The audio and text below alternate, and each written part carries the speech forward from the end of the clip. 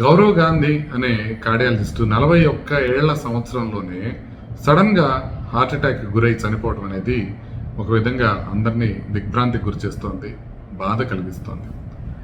ఈ గౌరవ్ గాంధీ గారు ఎందుకు చనిపోయి ఉండొచ్చు అనే విషయం పైన మనం కొంచెం ఇన్ఫర్మేషన్ తెలుసుకుంటే, అసలు కార్డియాలజిస్టులకే వచ్చింది హార్ట్ ప్రాబ్లం అని అంటే కార్డియాలజిస్టులకు తెలియని విషయం కాదు కదా. గౌరవ్ గాంధీ గారికి తెలుసు గుండెకి సంబంధించిందంతా. అయితే ఆయనకే వచ్చిందంటే ఆయనకి తెలియకుండా ఉండే అంశాలు ఏమైనా ఉన్నాయా, కార్డియాలజిస్టులకి తెలియకుండానే ఏమైనా జరుగుతుందా అనే విషయాన్ని కూడా ఒకసారి పరిశీలిద్దాం. ముఖ్యంగా మనం అర్థం చేసుకోవాల్సింది ఏంటంటే, గుండె జబ్బు రావడానికి నార్మల్గా ఉండే రిస్క్ ఫ్యాక్టర్స్ ఏంటి అనేది మనం ఒకసారి చూడాలి.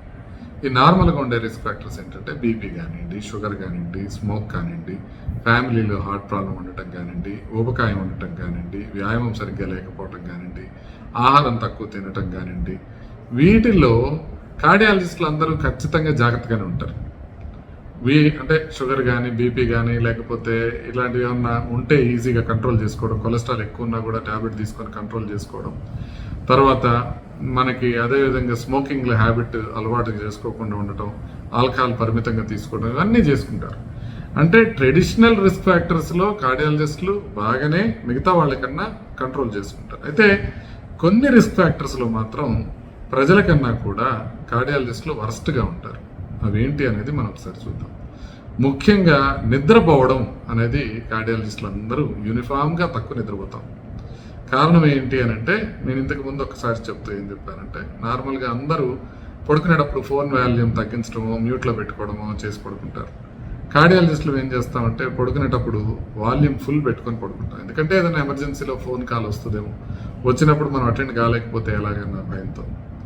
అంటే చాలా పెద్ద కార్పొరేట్ హాస్పిటల్స్లో పనిచేసే వాళ్ళు ఎక్కువ మంది కలిసి పనిచేయడంతో కొంతమేరకు వాళ్ళు రాత్రి నిద్రపోగలుగుతారు.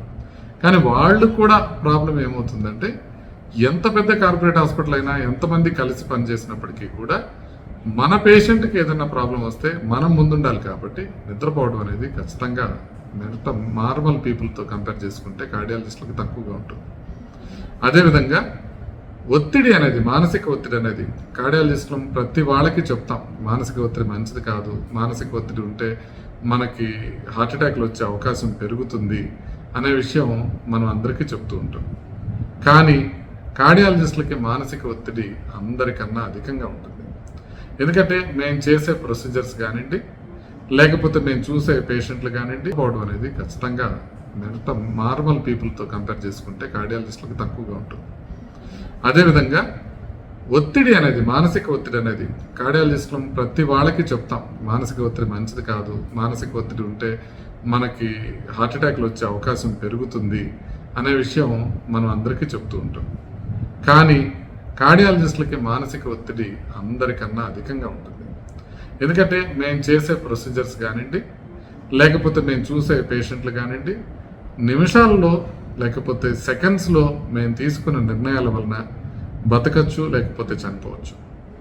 అంటే ఒక మనిషి బతకడానికి, చనిపోవడానికి మధ్యన మేము తీసుకునే ఒక చిన్న నిర్ణయం, ఒక మిల్లీమీటర్ నిర్ణయం కానివ్వండి, ఒక సెకండ్ పార్టీ నిర్ణయం కానివ్వండి, దానిపైన ఆధారపడవచ్చు. అందుకని అది మనం చేయాల్సింది చేస్తున్నాము, మనం కరెక్ట్ అనుకుంది చేస్తున్నాము, అయినా పేషెంట్కి ఏదైనా అయితే మనం బాధ్యత కాదు అని ఏ కార్డియాలజిస్ట్ అనుకోడు. మనం చేసే దాంట్లో ఎంత పర్ఫెక్ట్గా చేయాలి అనే దాంతో ఆలోచిస్తూ, అట్ ది సేమ్ టైం ఏదన్నా చిన్న పొరపాటు చేశానేమో అని ప్రతి ఫెయిల్ అయిన పేషెంట్ వెనకాల కార్డియాలజిస్ట్ బాధపడుతూనే ఉంటాడు, మదన పడుతూనే ఉంటాడు. బయటకు కనపడకపోవచ్చు, కానీ ప్రతి కార్డియాలజిస్ట్కి ఇదే స్ట్రెస్ ఉంటుంది. ఎక్కువ ప్రొసీజర్స్ చేస్తున్న వాళ్ళు ఎక్కువ స్ట్రెస్లో ఉంటారు. కాబట్టి నార్మల్గా ట్రెడిషనల్ రిస్క్ ఫ్యాక్టర్స్లో గౌరవ్ గాంధీ గారికి ఖచ్చితంగా ఉంది ఈ రిస్క్ ఫ్యాక్టర్ అని నేను చెప్పగలిగింది ఏంటంటే, నిద్ర సరిగ్గా పోకపోవటం కానీ, మానసిక ఒత్తిడి బాగా ఉందని కానీ, ఈ రెండు ఖచ్చితంగా ఉన్నాయి.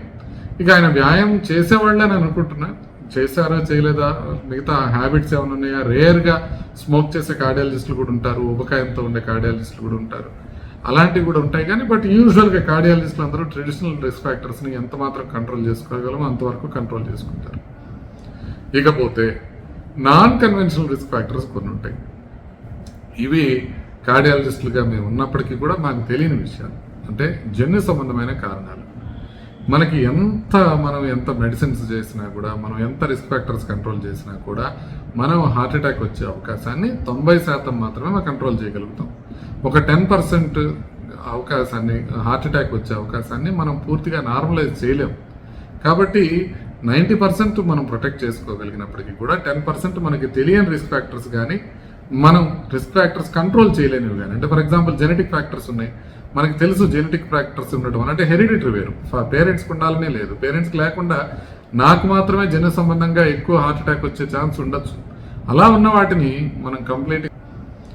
ఇకపోతే నాన్ కన్వెన్షనల్ రిస్క్ ఫ్యాక్టర్స్ కొన్ని ఉంటాయి.